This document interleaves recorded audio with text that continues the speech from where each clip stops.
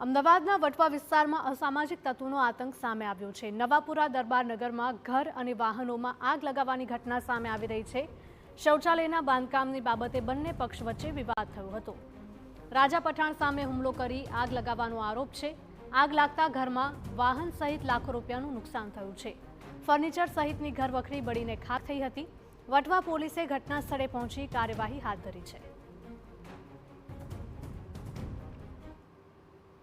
तो उसके पापा से जाके है ना बोला, तो उसके पापा ने बोला कि हमने पैसे से खरीदी है जमीन, फ्री में नहीं ली घर की जमीन।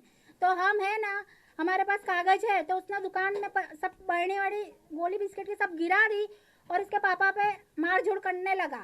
तो उसके पापा को मारा। फिर बाजू वाले ने फोन करा तो यहाँ से मेरे देवर गए तो उनको भी मारा। મહિલાઓ વચ્ચે ઝઘડો થયો અને મહિલાઓ જે છે જે તે વખતે હોસ્પિટલ ગયેલી, એટલે જે સામેના પક્ષે આમન ખાન ઉર્ફે રાજા અસલમ ખાન પઠાણ છે એ અને એની સાથેના અન્ય બે સાગરીતો છે એ લોકોએ મળી અને બે બાઇક સળગાવેલ છે અને બાઇક પર જે સીટ કવર હતું એ ઘરની અંદર ફેંકેલું।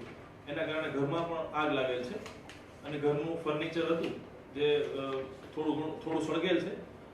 આ ઉપરાંત અન્ય કોઈ જાનહાનિ આ બનાવમાં થયેલ નથી।